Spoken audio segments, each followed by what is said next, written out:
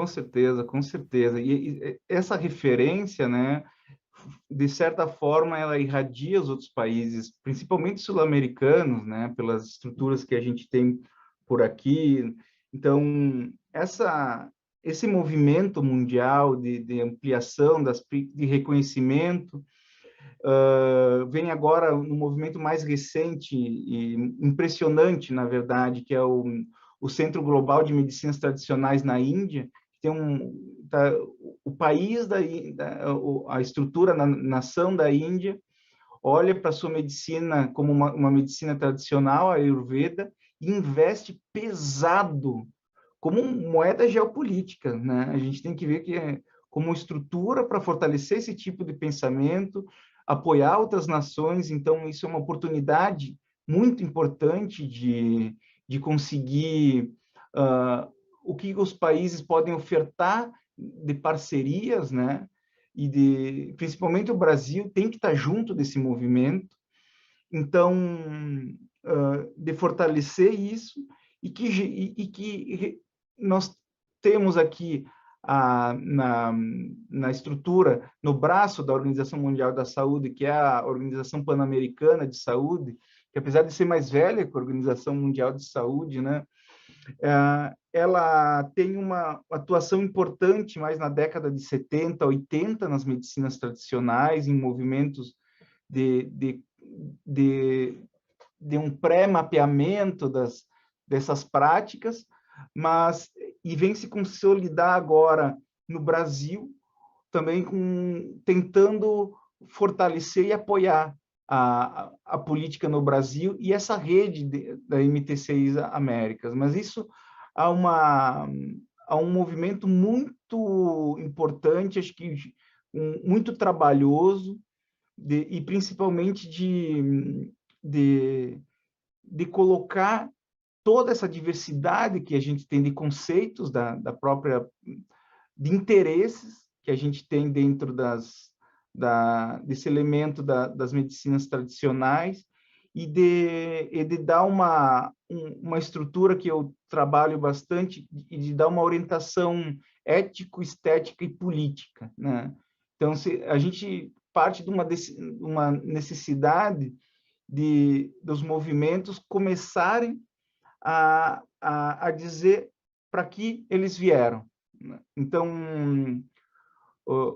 qual é o papel das PICs no SUS? Assim, eu acho que agora eu deixo para a Islândia, para ela comentar o nosso cenário do Brasil, assim. Eu ainda queria fazer uma interlocução com o cenário internacional. Claro, Né? claro, por favor. Eu acho que eu queria chamar a atenção e até fazer uma colocação.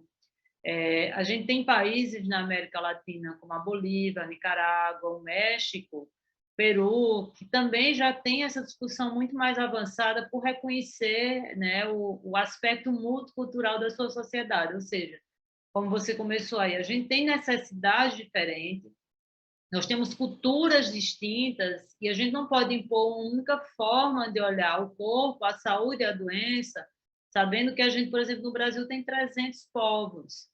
Então, a gente ainda está muito longe, porque as próprias práticas integrativas e seu diálogo com as medicinas tradicionais ainda é muito pequeno.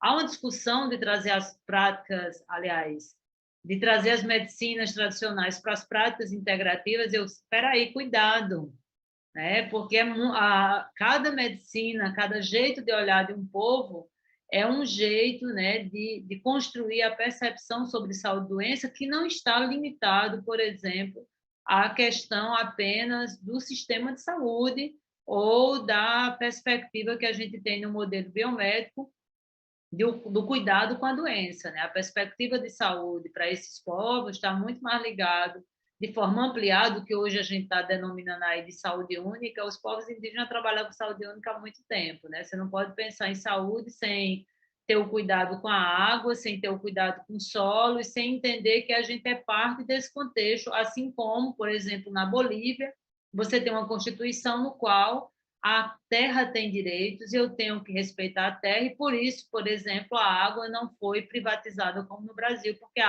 água é um bem público e crucial para a saúde. Então, assim, eu acho que o que chama a atenção E o que a gente tem que olhar para frente é que a ciência também agora, a gente tem hoje já várias metodologias, perspectivas. Minha formação foi na saúde. E é interessante porque na saúde a gente tem ainda uma formação bastante limitada, né? A gente é bastante limitado na saúde. Então, quando a gente sai da saúde, você começa a estudar outras teorias, outras filosofias, aí você vê o quanto a gente precisa avançar, a gente precisa ampliar o nosso arcabouço teórico para poder olhar diferente para essas práticas e entender, né, que o sistema biomédico ele é importante, ele tem o seu lugar, ele não é a única forma de olhar, né? Senão a gente vai se tornar ignorante ainda na ciência do século XVIII e a gente precisa avançar. Então, acho que esses países avançam nesse sentido, né? É importante, aí trazendo, quando você traz para a política, você dar condições para que aquilo que estava invisível, que as pessoas, de certa forma, faziam, escondido no Sistema Único de Saúde ou com medo, elas possam apresentar, inclusive, para a gente poder ter um cuidado com mais segurança. Ou a gente acha que a lei, como agora, né, ter um decreto ou não ter o decreto, vai impedir a circulação do vírus. Não vai. Né? Então, ter ou não um decreto, por exemplo, como algumas pessoas sugerem, de proibir as práticas, não vai impedir que as pessoas façam, né? Porque está no cerne do ser humano o cuidado, faz parte. Quem é que vai impedir agora que as pessoas... Eu lembro que no seminário, há uns 15 anos atrás, as pessoas discutiam, por exemplo, que a gente precisava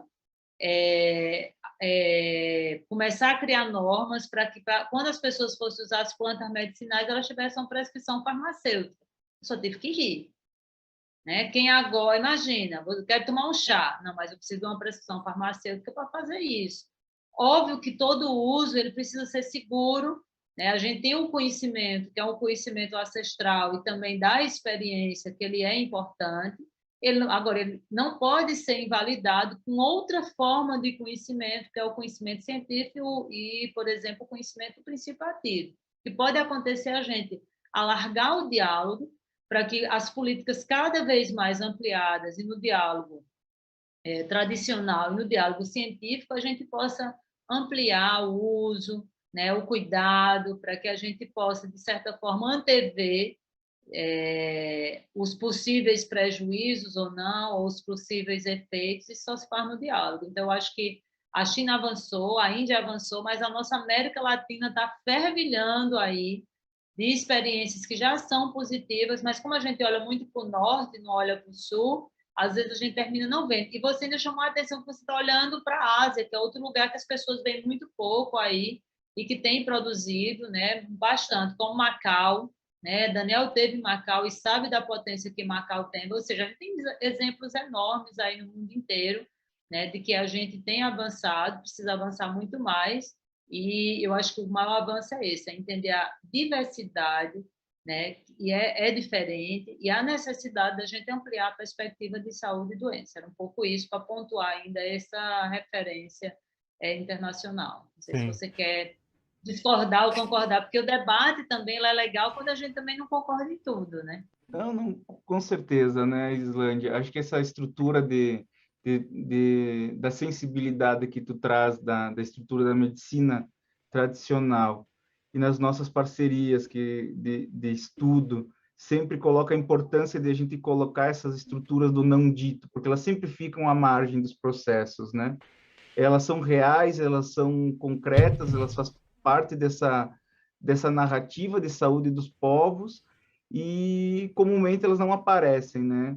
Nessa uh, no discurso oficial. Mas eu acho que a organização dela e esse reconhecimento, que acho que é um movimento de transformação, não só da ciência, não só da saúde, mas também da maneira de fazer política pública e política pública de saúde, né?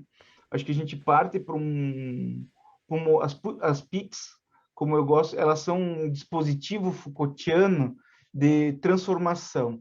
Elas vêm para bagunçar o status das estruturas já cristalizadas que estão confortáveis para alguns grupos, e ela vem abalar essas estruturas, o que é muito importante como transformação do conhecimento, né? Acho que é a parte mais importante quando a gente olha para a ciência, lá no Thomas Kuhn, na estrutura da ciência como um processo de construção e desconstrução, e construção e renovação.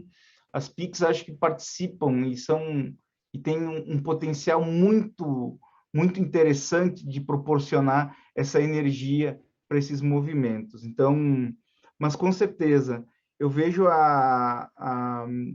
você citou Macau, a, a estrutura do México, né?